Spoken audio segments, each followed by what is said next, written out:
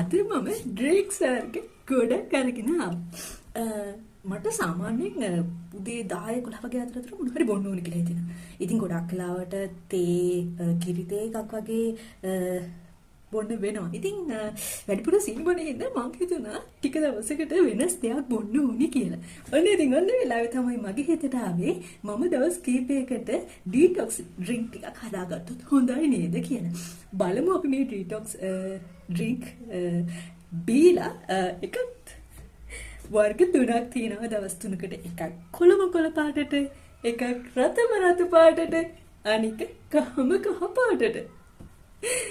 දැන් මේ වෙලාවේ මගේ පුංචි බෑමාගේ දාගත්ත මෙන්න මේ රතු පාට ඩ්‍රින්ක් එක බොන්න තමයි හදන්නේ.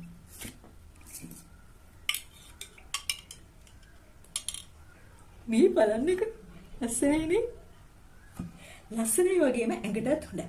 මේ ඩ්‍රින්ක්ස් වලින් සාමාන්‍යයෙන් weight loss කරගන්නත් උදව් වෙනවා කියලා මම ආටිකල් කීපයක්ම කියවලා තියෙනවා. බලමු කොහොම වේද කියලා.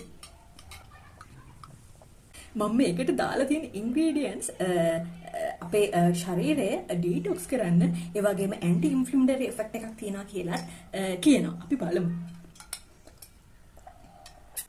ඉතින් මම මේ කොළ පාට එකට දාලා තියෙන්නේ පිපිඤ්ඤා, ඒ කියන්නේ සලාද පිපිඤ්ඤා, ඒ වගේම ඉඟුරු කෑල්ලක්, ඒ වගේම දෙහි, ඒ වගේම ලෙමන් කැටයක්. එතකොට මේ රතු පාට එකට මම දාලා තියෙනවා. ඔයාලා ඉතින් දන්නවනේ මෙන්න මේ රතු පාටේදී බීට්රූට්. මේකට මට බීට්රූට් අලයක්, කැරට් අලයක්, ඒ වගේම දෙහි ගැඩියක් මම දාගත්තා.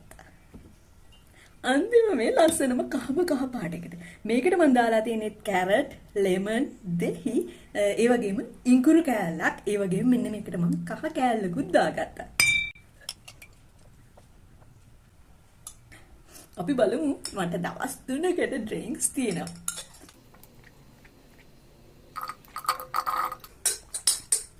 අන්තිමට ඉන්නේ.